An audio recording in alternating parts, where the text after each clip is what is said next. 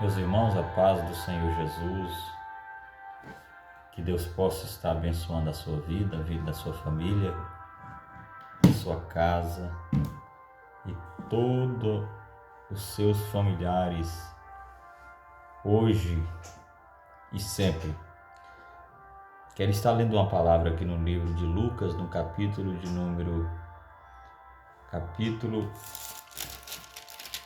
14, versículo de número 27, onde está a palavra de Deus, que diz assim: qualquer que não levar a sua cruz e não vier após mim, não pode ser meu discípulo.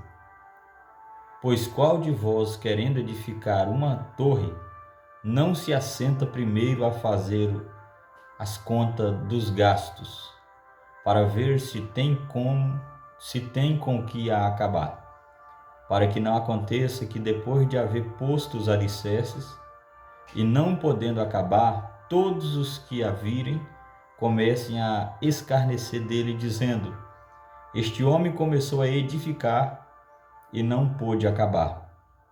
O qual é o rei que, indo à guerra, a peleja contra outro rei, não se assenta primeiro a tomar conselho sobre se com 10.000 pode sair ao encontro do que vem contra ele com 20.000. Irmãos, a palavra do Senhor, ela diz que, no primeiro versículo aqui no 27, está escrito: qualquer que não levar a sua cruz e não vier após mim, não pode ser o meu discípulo. Jesus, ele é o Deus Todo-Poderoso, ele é Rei. Jesus, ele exige de nós renúncia. Jesus, ele exige de nós obediência à tua palavra. Não adianta eu servir a Deus da maneira que eu quero servir a Deus. Eu tenho que servir a Deus da maneira que Deus quer que eu sirva a Ele. O Senhor Jesus, ele diz aqui que qualquer que quiser vir após Ele, não tomar a sua cruz, não pode ser discípulo dele. Então, existem muitos crentes e poucos discípulos. Muitos dizem que são crentes, muitas das vezes, em nosso coração nós dizemos: eu sou crente. Mas será que nós somos discípulos de Jesus? Porque Jesus falou que aquele que ia após ele e não tomar a sua cruz, não pode ser discípulo dele. Então, discípulo de Jesus, ele carrega a sua cruz, ele carrega a sua dor, ele carrega o seu sofrimento. Então, quem é discípulo de Jesus, ele sofre, ele passa dor, ele passa rejeição, renúncia de muitas coisas aqui na terra, mas ele é aceitado lá no céu. Glória a Deus. E no versículo 28 diz assim: qual de vós, querendo edificar uma torre, não se assenta primeiro a fazer a soma dos gastos, para ver se tem como a acabar? A palavra de Deus diz que nós temos que estar preparado para tudo que nós formos fazer, preparados para construir, preparados para edificar, porque Deus, ele não quer saber como você começou, Deus quer saber se você está continuando para acabar essa obra, porque não adianta eu começar e não acabar.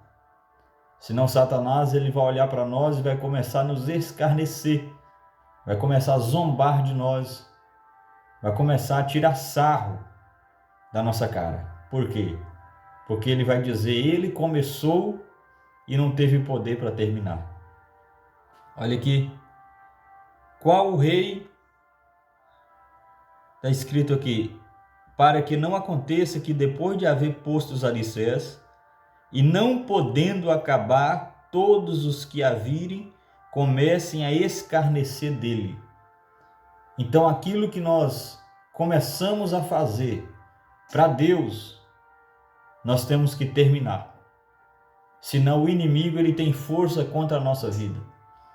senão o inimigo ele tem força contra a nossa casa. Por quê? Porque nós começamos e não terminamos. Então, na vida do crente, na vida do cristão, tudo o que acontece com ele não é culpa de A, não é culpa de B, é culpa da própria pessoa. É culpa da decisão das próprias pessoas. É culpa de suas escolhas, de você escolher alguma coisa que Deus não quer que você escolha. Então, a Bíblia diz que se nós não conseguirmos completar aquilo que nós formos fazer, a Bíblia diz que o inimigo vai olhar para nós e vai começar a escarnecer de nós, ele vai começar a ter força contra a nossa vida. Mas quando nós continuamos, quando nós persistimos, quando nós não paramos, Jesus ele olha para nós e fica do nosso lado, nos ajudando a terminar a obra. A Bíblia diz que Neemias estava construindo um muro ao redor de Jerusalém. A Bíblia diz que o inimigo levantou Sambalate e Tobias para tentar atrapalhar a obra de Deus, para tentar parar a obra de Deus. Mas eles não pararam, eles continuaram, eles persistiram construindo o muro. Toda vez que o inimigo vinha contra ele, dizendo para essa obra, eles diziam, não, a obra que eu estou fazendo é o Senhor que mandou. A obra que eu estou fazendo é grande e eu não posso parar. Então você não pode parar a obra que Jesus colocou na sua mão para você fazer.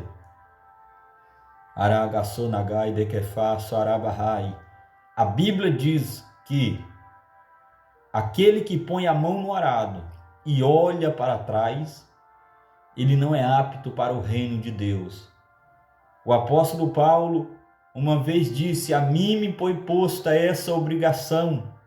Mas que obrigação que Deus colocou sobre Paulo? De pregar o evangelho, de anunciar a palavra. E ele disse, ai de mim se eu não obedecer a palavra. Ai de você se você não cumprir com aquilo que Deus colocou na sua mão para você fazer. Porque muitos queriam o dom que você tem. Muitos queriam ter o chamado que você tem e não teve. E você tem e não dá valor ao chamado que Deus te deu. Você está lançando aos porcos as suas pérolas. Você está fazendo a vontade do inimigo e não a vontade de Deus. Muitos queriam poder andar, poder falar, poder ver, poder escutar. E dizem, eu não posso porque eu não consigo. Porque se eu pudesse andar, eu ia fazer a missão. Se eu pudesse falar, eu iria pregar a palavra. Se eu pudesse enxergar, eu iria ler a Bíblia. Se eu pudesse escutar todos os cultos, eu estava na igreja. Mas eu não posso andar para ir, eu não posso escutar para ir para a igreja, eu não posso ver para me ler a Bíblia. Então não posso. E o crente, muitas das vezes, você tem todas essas forças que está escrito em Eclesiastes. Lembra-te do teu Criador nos dias da tua mocidade, antes que venham os maus dias e cheguem os anos dos quais dirão, não tenho neles prazer. Hoje, se você quiser, você tem prazer de fazer a obra.